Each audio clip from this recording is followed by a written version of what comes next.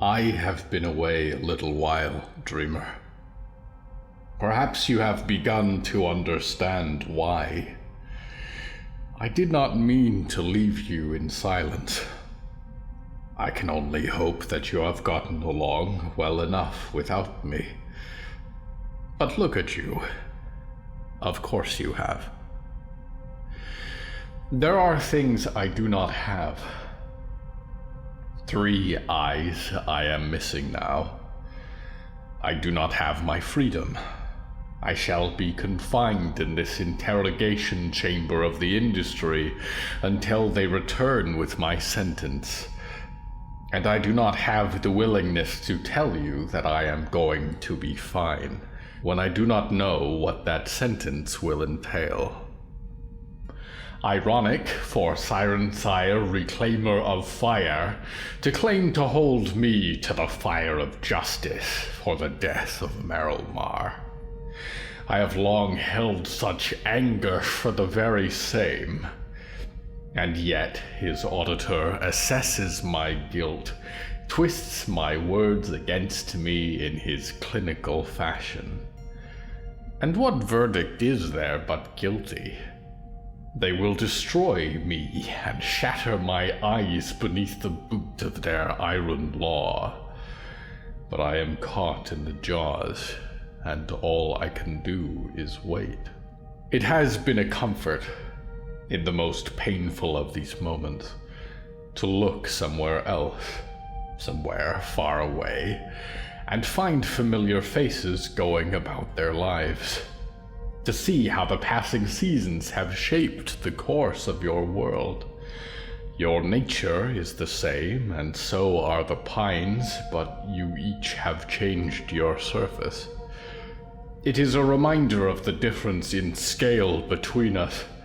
If I lose focus on you again for even a little time, I may look back to find that your life came and went, that each moment of it passed in what to you was the slow and meandering present, and is gone. For Scout City, look at how the tree that the herald of the end planted has grown. It lifts its great boughs over the forest and drinks deep of black water with its roots. The tree that Jonah planted may well outlive even the embers of your kind.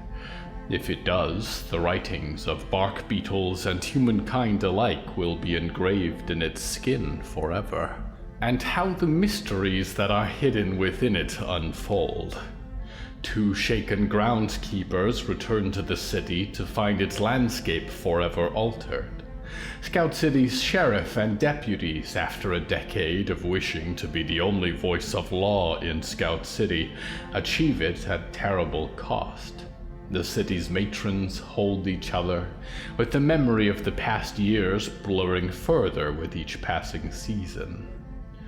A friend reluctantly wears a metal visor, and she dreams of the Botulus Corporation, reverting control of transport assets and drones long decommissioned to Vox Polaris. A door opens. A botanist believes he has determined how long humanity has left, and his friend the flower does not doubt it. A brother, a city planner, pets a cat and a 3-legged dog and wonders what to make of his sister's notes. The city's eccentric widower and its undertaker, free of strings, recover from their nightmares in the comfort of the upper trunk. Its mayor watches over all and wonders what is left for her in a world where everything dies. And 4 masks of piano and horn and drum and string sit in an empty warehouse, waiting to be worn again, waiting for blood, waiting for Scout City's reckoning. I hope I am there to see it, dreamers. To share in the end of all your mysteries. But I am not sure yet what shall happen to me now. I have not always been kind to the industry in my words, dreamer, and I wondered if they were listening. How much now this is an opportunity for them to silence my voice before I ever raise more than that against them. Do I regret it? I do not know. Your world was on the brink of devastation, waiting for the rise, emergent from the heart as a great tree from a seed. And we spoke, and I was surprised that his voice was not the source of comfort I remembered it to be, that his kindness I no longer starved for, that I was not so wounded by his malignment. He had died, and I had died then too, and those of us that remained were neither of us the same. Somehow I never until then dreamed that if he were to return, that we would not fit together the same as we had before. I do not think he had less need of me now than then, but perhaps I outgrew my place in his heart. I did not want him to die, even then. But for your world, for your kind, for the universe, I did not lay a hand upon him, but neither did I intervene as Diggory Graves woke with the light of Irene Mend in their eye, pulling the energy of an unborn god into their hands. A life for a life for a life. I killed him, and I loved him, and I think those both can be true. I do not expect the auditor to understand this, nor you, dreamer. I know in the end that he will never truly be gone, but one way or another, I am done with my mourning. I do not know if this is the end or the beginning. If this is the last that you dream of me, know that I am sorry I could not see the end of your world. Merrill Mar will live on in every one of his creations, but I live on only in a story and its echoes, and my words may outlive all my eyes as the trees will outlive you. Or there may be a way out of this that I cannot yet see. No matter what the future holds, I have been your loyal host, Nicky Nick, waiting at the changing of the age for your return to the Hallowoods.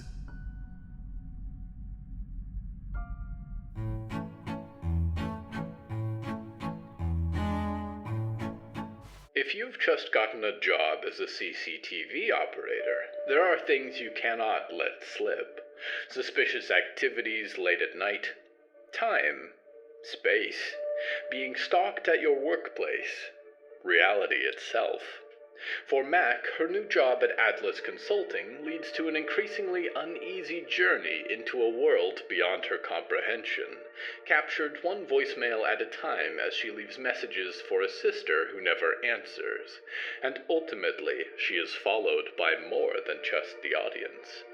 Before the Tone is a psychological horror podcast produced by Knave of Hearts and arriving at a podcatcher near you every other Monday. Currently nearing the end of its season, it's the perfect time to get caught up. You can find Before the Tone wherever you're listening to the Hallowoods, or at Knave of Hearts AD on social media, or knaveofhearts.com. And remember, please leave your message before the